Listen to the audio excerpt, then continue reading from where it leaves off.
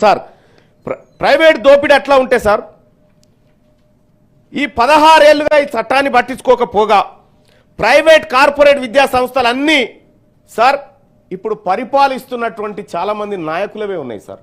ఈ సభలో ఉన్నటువంటి చాలా మంది కూడా ప్రైవేట్ విద్యా సంస్థలు ఉన్నాయి సార్, ప్రైవేట్ కాలేజీలు ఉన్నాయి సార్.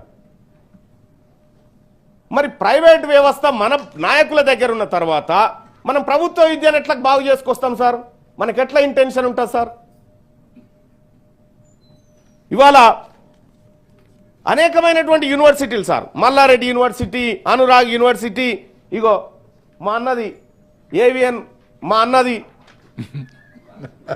ఇగో మీ అన్నది యూనివర్సిటీ ఉందా, ఇగో డిపిఎస్, ఇగో డిపిఎస్, ఆ తర్వాత మా రవీందర్ రావు అన్నది గౌతమ్ జూనియర్ కాలేజ్. ఇవన్నీ మనమే మన నాయకులే ఇటువంటి ఉన్న తర్వాత సార్ గవర్నమెంట్ విద్యను బాగు చేస్తామని మనం చెప్తే జనం నోరుతో నవ్వుతారు సార్.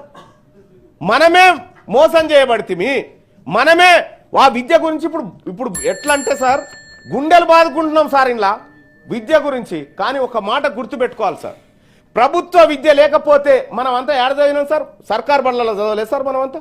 మరి సర్కార్ బళ్ళల్లో చదివి ఈ స్థాయి వరకు మనకు వచ్చినాం సార్, మనకి ఏ ఆటంకం రాలే. కానీ మన పిల్లలు మాత్రం ప్రైవేట్లో చదివితే మాత్రం బాగుపడతారు, లేకపోతే చెడిపోతారు అనేటువంటి పరిస్థితి ఎందుకు క్రియేట్ అయింది సార్?